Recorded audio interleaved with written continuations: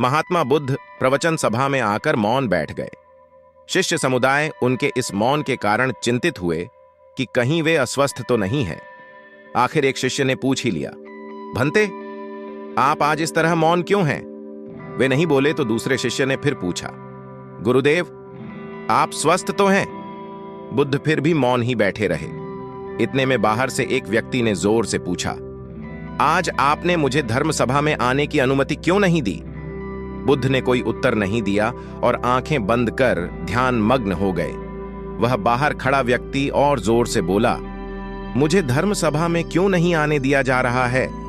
धर्म सभा में बैठे बुद्ध के शिष्यों में से एक ने उसका समर्थन करते हुए कहा, भंते, उसे धर्म सभा में आने की अनुमति प्रदान कीजिए।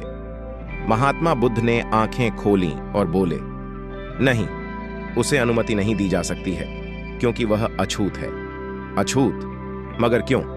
सारे शिष्य सुनकर आश्चर्य में पड़ गए कि भंते ये छुआछूत कब से मानने लग गए। महात्मा बुद्ध ने शिष्य समुदाय के मन के भावों को ताड़ते हुए कहा, हां, वह अछूत है।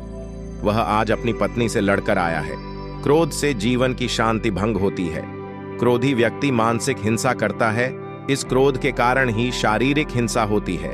क्रोध करने वाला अछूत होता है क्योंकि उसकी विचार तरंगें दूसरों को भी प्रभावित करती हैं। उसे आज धर्म सभा से बाहर ही रहना चाहिए। उसे वहां खड़े रहकर पश्चाताप की अग्नि में तप कर शुद्ध होना चाहिए। शिष्यगण समझ गए कि अस्पृश्यता क्या है और अछूत कौन है। उस व्यक्ति को भी बहुत पश्चाताप हुआ। उसने कभी भी क्रोध न करने का प्रण लिया। बुद्ध ने उसे धर्म सभा में आने की अनुमति प्रदान की।